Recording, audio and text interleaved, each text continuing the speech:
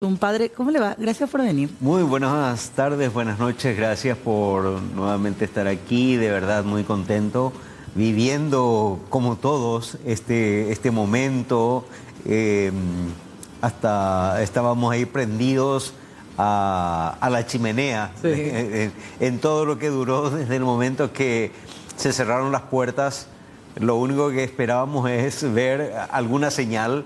Bueno, llamativamente habían allí unas gaviotas que estaban en torno a la chimenea, Sí. todos, incluso escuché comentarios, ¿será que eso ya es algún signo? Pero finalmente después de muchas horas, a las 9 de la noche de Roma, es cuando salió el humo, finalmente como el signo, ya como decíamos en su momento, el único medio de comunicación que tenemos ahora con el cónclave, con toda el colegio cardenalicio elector, es justamente esa chimenea como un buen signo, así que bueno, estamos expectantes todavía, ¿no? Escuchaba a muchos periodistas, comunicadores, colegas que estaban incluso allí en el Vaticano decir, es raro que se haya dado una elección tan larga en esta primera jornada, que lleguemos hasta las 9 de la noche hora de Roma y que todavía no hayamos tenido una fumata y que después de unos minutos terminó apareciendo. En su experiencia, en estos años, padre, ¿suele darse eso de que la primera elección, la primera jornada sea así de extensa? Y la verdad que no, para todos. Es decir, si vamos a hacer un repaso, en realidad, hasta donde tuvimos las señales que en este caso fue justamente la señal de mismo Vatican News, Sí. que nos ayudó a ver todo el proceso desde el momento que los cardenales puntualmente a las 4:30 de la tarde de Roma pues partieron en procesión desde la Capilla Paolina, donde ellos estaban sentados, salieron en procesión en el orden indicado, fueron después, llegaron y cada uno se colocó en su lugar ya en la Capilla Sistina. Luego de eso, es decir, partiendo desde ese momento, lo que implica el tiempo de la procesión, llegar, ubicarse cada uno en su lugar, luego de eso, hacer pues el acto del juramento, que hemos visto, se hizo el juramento largo que lo hace pues el que preside el cónclave, luego el juramento más breve que lo hace cada uno de ellos. Vamos a repasar incluso los términos del juramento para que entendamos justamente la solemnidad del acto. Todo eso lleva un tiempo. Luego, cuando se cierra la puerta, todavía no comienza inmediatamente las votaciones.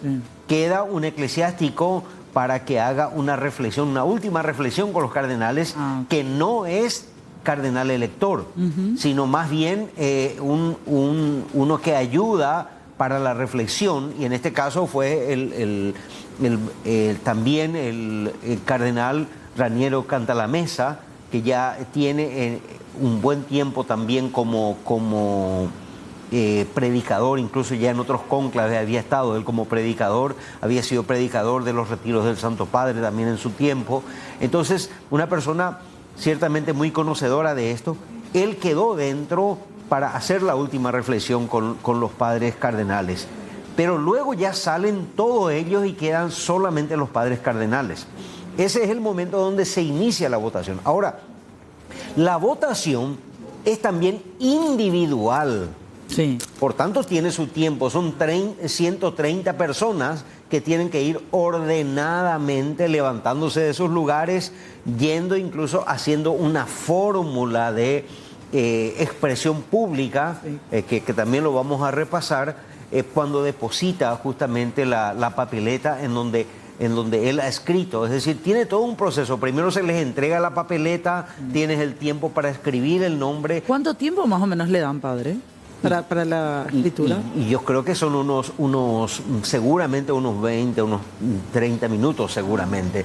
Es decir, porque, a ver, si es que nos ponemos en el contexto, lo que estamos haciendo es nosotros tratando de entender el tiempo de lo que esto lleva consigo.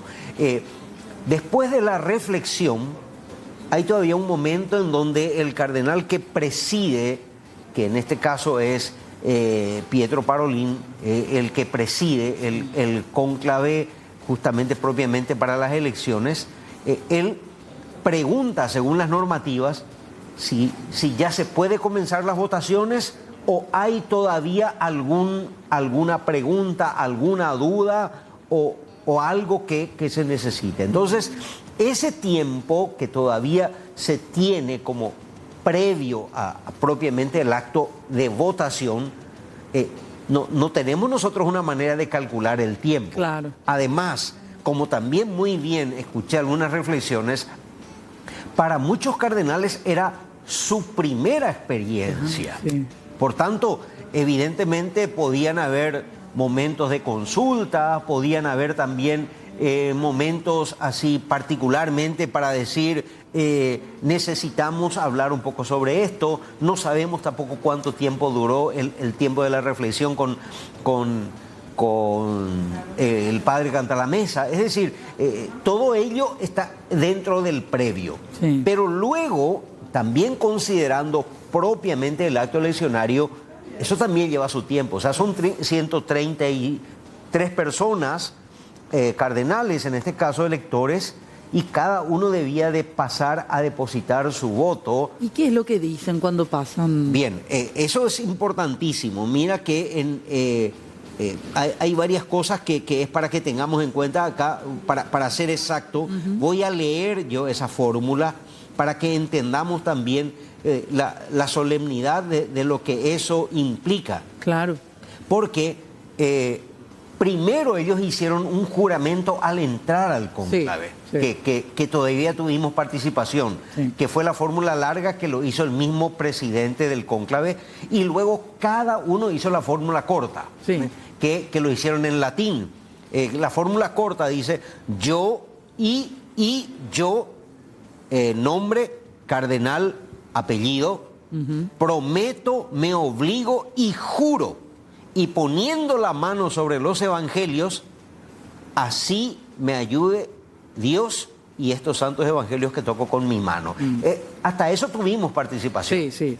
Luego de eso fue lo que decía todos afuera, el extra omnes, que es la frase en latín, en donde después vimos que se cerraron las puertas. Sí. En ese momento quedan ellos para la reflexión, pero luego, cuando cada uno deposita su voto, fíjense que como también no es un acto rápido, por así decirlo, sino más bien también un momento personal en el que cada uno, porque el momento propiamente de la votación tiene tres fases. La primera es la preparación y distribución de las papeletas. La segunda, la extracción por sorteo de 3 grupos de 3 cardenales. ¿Para qué eso? Bien, son 9 cardenales. Sí. De todos los nombres de los cardenales, se pone en una urna y se sacan 9 nombres. Ok. 3 cardenales que van a ser escrutadores. Ah, ok. 3 cardenales encargados de recoger los votos de los enfermos. Que hay enfermos en este grupo de Es que se había hablado de que posiblemente uno de ellos iba a votar desde su habitación. Desde la residencia de Santa Marta. Así mismo. La verdad que no sé, no puedo confirmar si hay o no hay, pero se había hablado de que posiblemente uno de ellos, o no sé también si eventualmente uno de ellos amaneció enfermo y no pudo irse, no puedo decir, pero de cualquier manera eso es lo que prevén las normas. Y finalmente dice 3, dijimos 3 escrutadores, 3 encargados de recoger los enfermos. Sí, el voto de los enfermos. Sí, y 3 revisores. Ah, ok. Entonces, esto implica todo un proceso que todavía es previo a la votación misma. Claro, y eso mismo puede extender el Por supuesto. El plazo. Por eso veíamos algunos números incluso allí distribuidos en alguna de las imágenes, ¿verdad? Son como pequeñas pelotitas en donde se tenían algunos números, se hace una especie de sorteo de quién va a formar parte de esto. No. Es decir, lo que se hace es sorteos por nombres. Por nombres directos. Por nombres. No por números. Sí. Lo que se hace con relación a los números es ir sumando los votos que van a ir haciendo. Okay. Entonces, ir sumando los votos, pues no, por eso es que son los cardenales llamámosle controladores, ¿verdad? O sea, eso es bastante estricto, ¿verdad? No es solamente anotar, no es solamente palitos, así como hacemos a veces en algunas elecciones nuestras, Claro. ¿verdad? Entonces, todo ello implica necesariamente todo un proceso bastante solemne dentro de un ámbito, de un ambiente también de oración, como hemos visto. Pero a donde quiero llegar es a esa pregunta que me hiciste, que justamente, ¿cuál es la frase que ellos expresan al momento de la elección? Sí, o sea, terminan la votación particular, uno anota todo el nombre en el papel y posterior a eso tienen que levantar el papel que tienen en la mano en donde han escrito el sentido de su voto, van, hacen la recorrida, la caminata y posterior a eso ya es que antes de poner o después de poner el papel es que expresan. No, teniendo la mano levantada, un segundito, Sí. no estoy llegando, porque acá, un segundito solo, mientras tanto, Sí. para no... Ahí mientras tanto estamos observando algunos de los detalles también de todo lo que tiene que ver con los preparativos, unas imágenes de referencia, otras del archivo en sí, de los medios en el Vaticano, los oficiales, que muestran un poco los preparativos desde la vestimenta que utilizará, la llamada habitación del llanto, salón de las lágrimas, como le llamaron también, ese espacio de reflexión, una vez que uno de los cardenales es electo como el nuevo papa, va allí a reflexionar por unos minutos, por un tiempo, antes de terminar saliendo ante toda una multitud que está aguardando saber quién será el próximo papa. Es un poco alguna de las imágenes que estábamos viendo también, de los preparativos en sí. Esto era de días anteriores. También hay imágenes del día de hoy, de todo lo que fue la jornada que iniciaba con la misa de elección de sumo pontífice y posterior a eso, ya directamente en el transcurso de este mediodía para la siesta, lo que hace referencia a la elección, o mejor dicho, al juramento que hacían antes de entrar a la Capilla Sixtina los más de 133 cardenales. Independiente de lo que dijeron o a lo que dicen, padre, Sí. para continuar nada más con la charla, ¿qué esperar a continuación? ¿Esta elección puede llegar a ser rápida o no? Bueno, En los próximos días, digo. sí, para enganchar un poco con justamente la frase que ellos dicen, es decir, ¿por qué se extiende una elección? Fíjense que cada uno debe mostrar el papel y luego debe decir esta expresión. Pongo por testigo a Cristo Señor, el cual me juzgará de que doy mi voto a quien en presencia de Dios creo que debe ser elegido.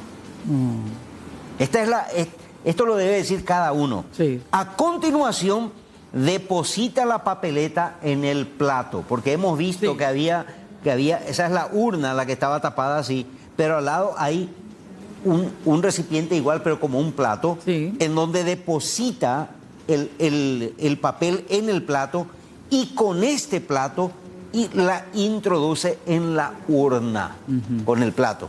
Ah. Hecho esto, se inclina ante el altar y vuelve a su sitio. Entonces, así como hemos visto lo que duró ese juramento de cada uno al comienzo, más o menos ese tiempo también dura lo que es la elección propiamente.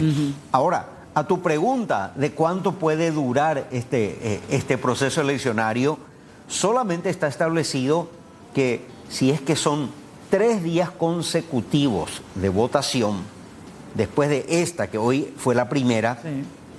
3 días, si es que en 3 días sucesivos no se llegan al 2/3 de votos, se hace el descanso de un día. No se vota el sábado, no se votaría el sábado. Por ejemplo, sí. Entonces, se reinicia al día siguiente y se reinicia otra vez con una reflexión, solo que en ese momento ya lo hace uno de los padres cardenales, el padre cardenal de la Orden de los Diáconos más antiguo. Entonces, él hace y después de esa reflexión se continúa con las votaciones. A partir de mañana está previsto que sean 2 votaciones en la mañana, 2 votaciones en la tarde. Sí. Así las cosas son sesiones de 7 votaciones, 7 días de votaciones. 7 días. ¿Verdad? Entonces, con eso, otra vez, dentro de ese proceso, hay todo un trayecto en el cual finalmente serían como 28 votaciones, y si si no se llegan a esas votaciones, a esa cantidad de votaciones, entonces se tomarían los 2 nombres más votados. Más votados. Sí.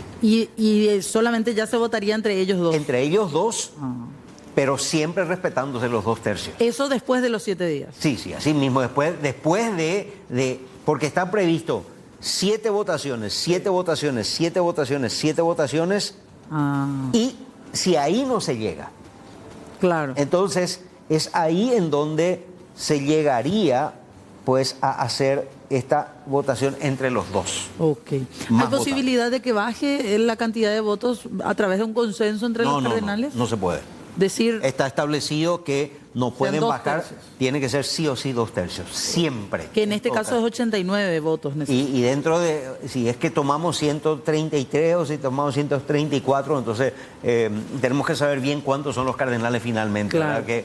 Porque estaban 135 habilitados, uno de ellos ya se informó que no viene, pero el otro en un momento dado yo había escuchado por lo menos que podría venir y quedarse en la habitación y votar desde la habitación, pero finalmente no sé con cuántos cardenales finalmente quedamos. Bueno, ahí está. Entonces queremos hacer una breve pausa. A la vuelta vamos a seguir hablando de todo del área y del catolicismo, y también docente universitario Pedro Kriskovich, que ya nos acompaña vía Zoom. ¿Cómo le va? Gracias por atendernos. Bueno, antes de nada quiero agradecer por esta oportunidad de hacer docencia también de lo que es la situación que vivimos como iglesia, y feliz de compartir con el querido Padre Narciso. Estoy aquí desde la Universidad Católica, donde él fue nuestro querido rector por tantos años. Te cuento, salí un pedacito de mi tiempo, ahora ya están en el recreo. Bueno. Alumnos de psicología, a quienes les llegó al alma el Papa Francisco. Habló de las periferias sociales y existenciales.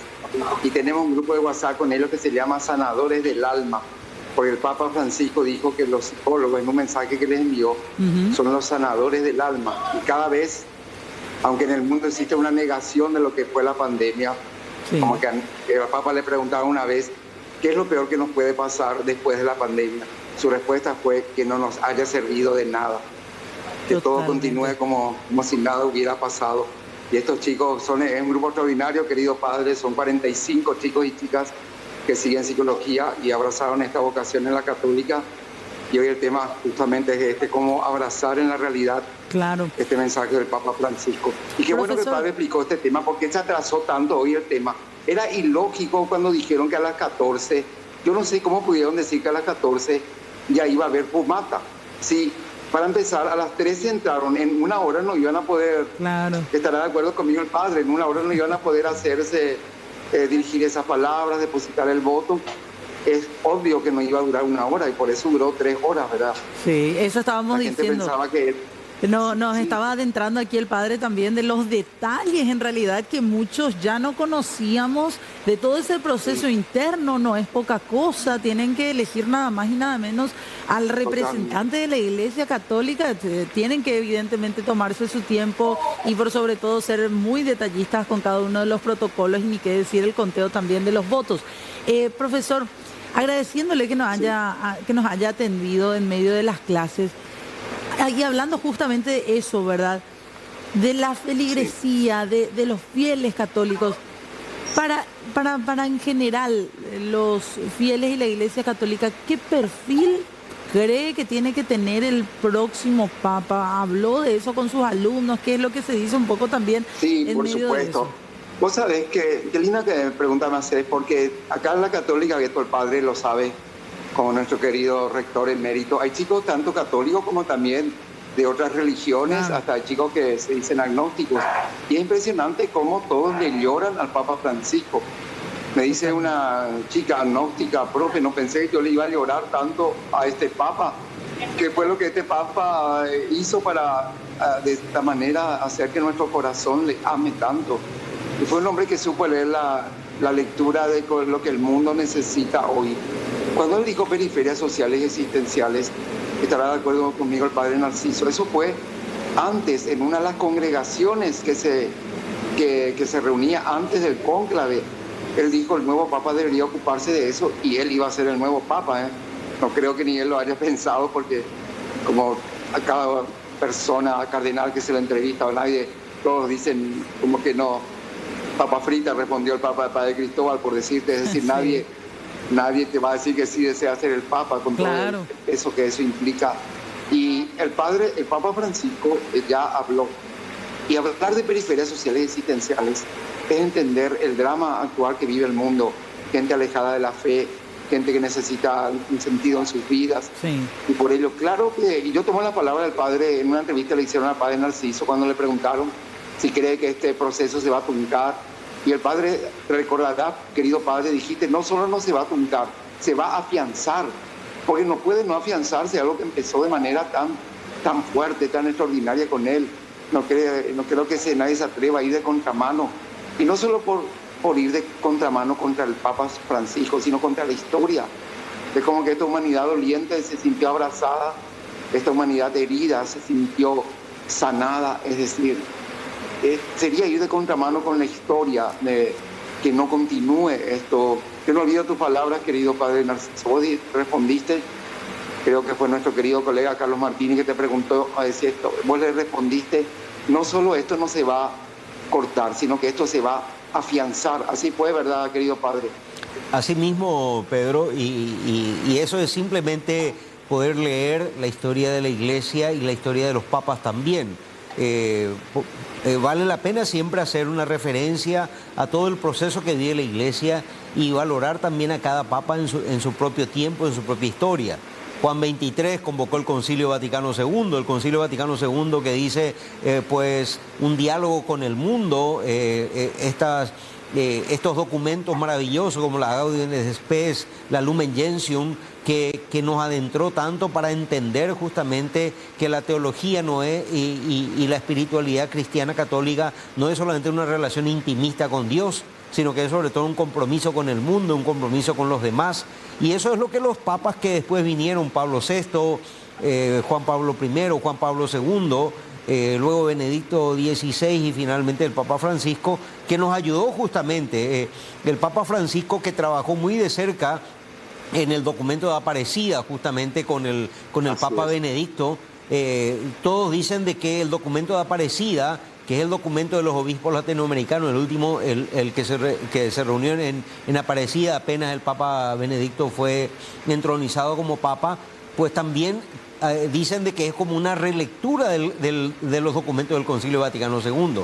O sea, entonces en ese sentido, no creo que decir que el proceso, esto sigue adelante y todavía seguramente vamos a tener experiencias mucho más renovadoras en el modo cómo nos encontramos con la gente y cómo hablamos con la gente de la situación misma que vive y cómo el Evangelio responde a su realidad de cada día. Claro, y además de eso, sumando nada más a la charla, profesor, y también padre, hoy mismo cuando hablábamos al inicio de la jornada de la posibilidad de ya empezar toda esta actividad, en la misa proleyendo Sumo Pontífice se hablaba incluso de la inclusión, se hablaba de eso también en medio de lo que era lo que decía uno de los cardenales en este caso.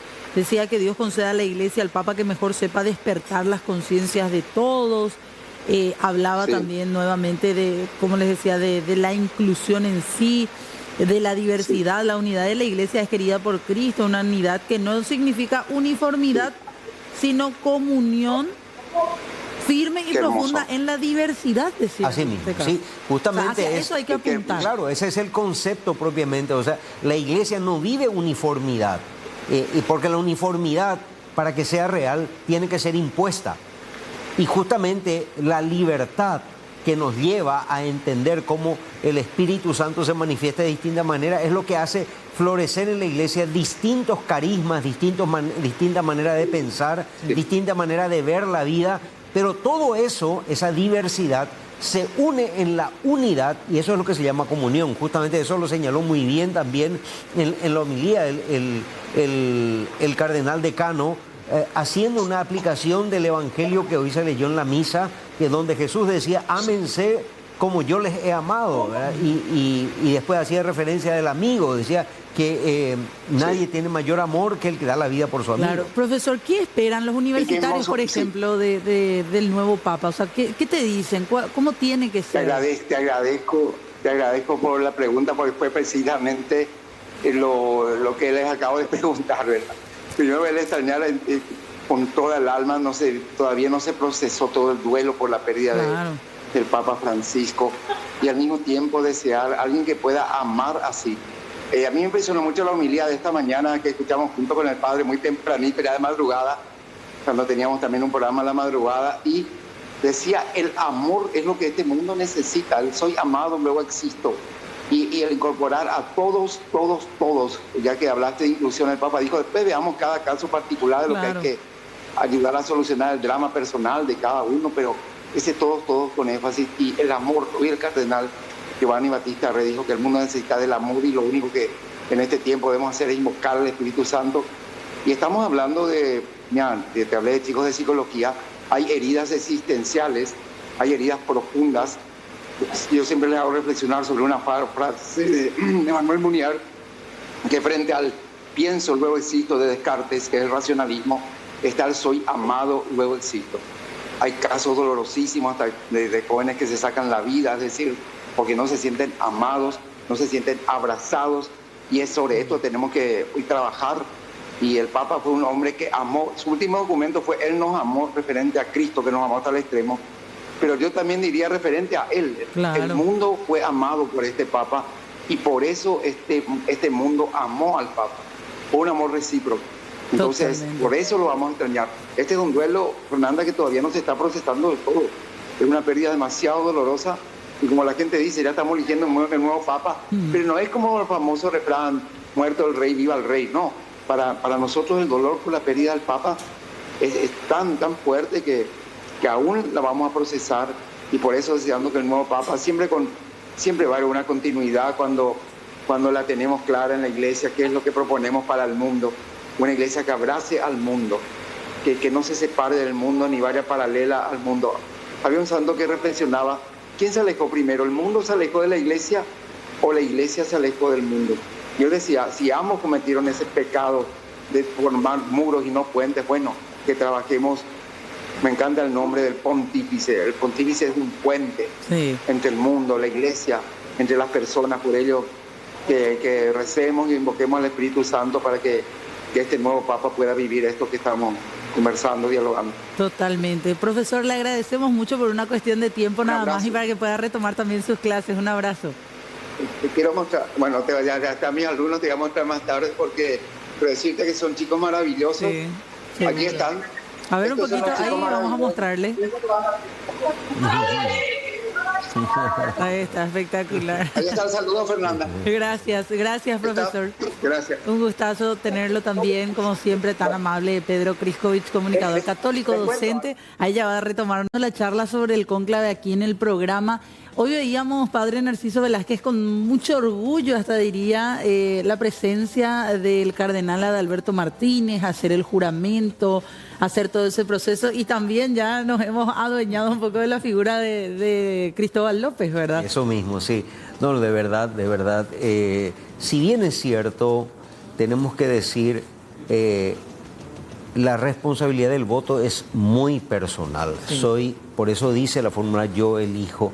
Pero el hecho de tener allí a alguien de nuestra iglesia aquí en el Paraguay, definitivamente también es llevar el pensamiento de nuestra iglesia, seguramente como para ahondar en esta reflexión de quién debería de ser el próximo Papa. Claro.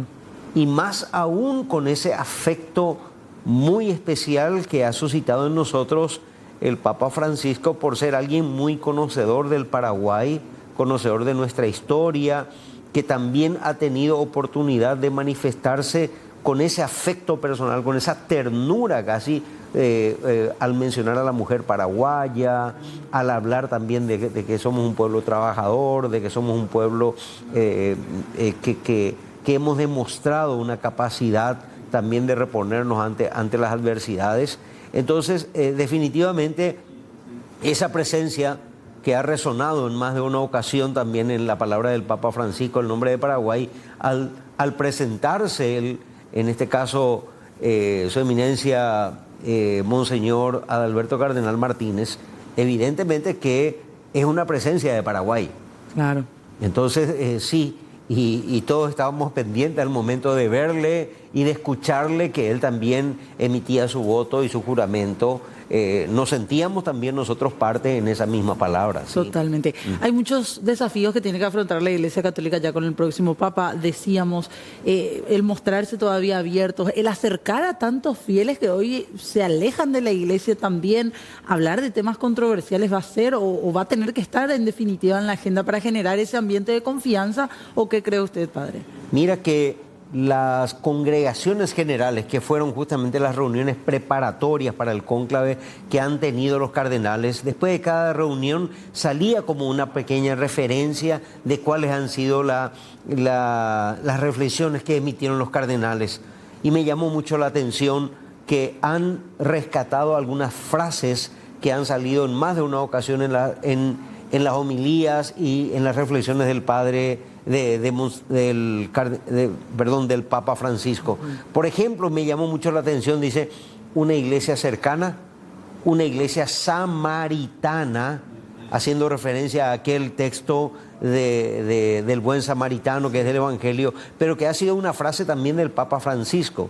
Una iglesia también que reciba a todos, una iglesia que sea cercana a los jóvenes, también ha salido bastante. Por tanto, este tiempo de reflexión ha sido muy enriquecedor para el colegio cardenalicio como tal. Y además no se alejan de temas de actualidad. Hablaron del enfrentamiento o de las guerras, de los conflictos bélicos. Hablaron al fuego en Gaza. De una iglesia que trabaje por la paz, sí. de tratar de seguir comprometida con este trabajo por la paz en el mundo, que cesen las guerras. Eso implica necesariamente también que el Papa en su momento, como lo ha hecho el Papa Francisco y los papas anteriores, busquen una cercanía también con los jefes de Estado, claro, para hablar de cómo encaminar los conflictos, de cómo encaminar también las diferencias y cómo no llevar a un peligro del mundo entero por intereses que pueden ser de alguna manera también controversiales ciertamente, pero que se podrían encontrar caminos para que eso no lleve a un enfrentamiento o a una catástrofe mundial.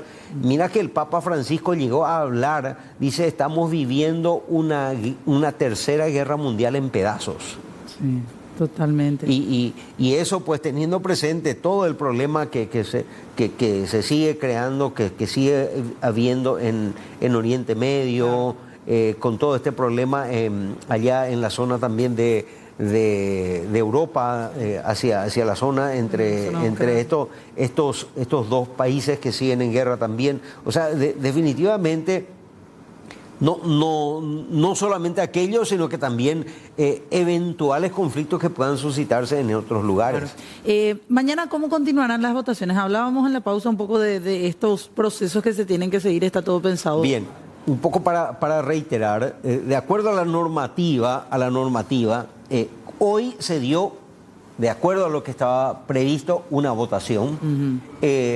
Luego, mañana está previsto que se hagan 2 votaciones a la mañana, 2 votaciones en la tarde, toda vez que en cada votación no se alcancen los 2 tercios. Claro. Si mañana en la primera votación, por decirlo, se alcanzaran los 2 tercios, pues con eso termina.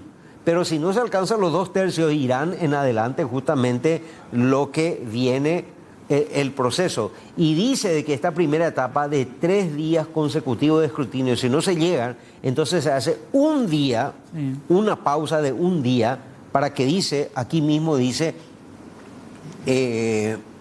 para un día de pausa, de oración, de libre coloquio entre los votantes y de una breve exhortación espiritual hecha, que lo debe hacer el cardenal, el primer cardenal del orden de los diáconos, y se reanudan a continuación las votaciones según la misma forma, y eso prevé que se lleven otros 7 escrutinios. Claro, que no significa 7 días. No, son 7 escrutinios.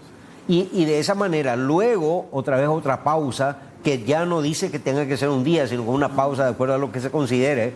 Tal vez puede ser una mañana, una tarde, y luego se reanudan las votaciones, pero después de esa pausa hace una exhortación el cardenal del orden de los presbíteros, el primer cardenal del orden de los presbíteros. Sí. Si no se llega otra vez después de 7 escrutinios, otra pausa, que también hay que, ellos deben establecer qué tiempo, y luego una exhortación del primer cardenal del orden de los obispos, y siguen 7.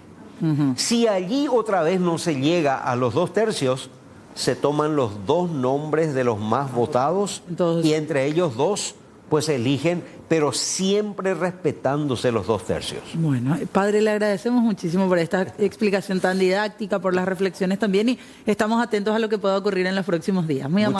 Muchas gracias a ustedes, gracias por esta oportunidad, y seguimos también en oración por el cónclave, pidiendo al Espíritu Santo para que nos envíe el pastor de la Iglesia Universal que sea según el corazón de Cristo. Gracias, padre. Ojalá que sea así.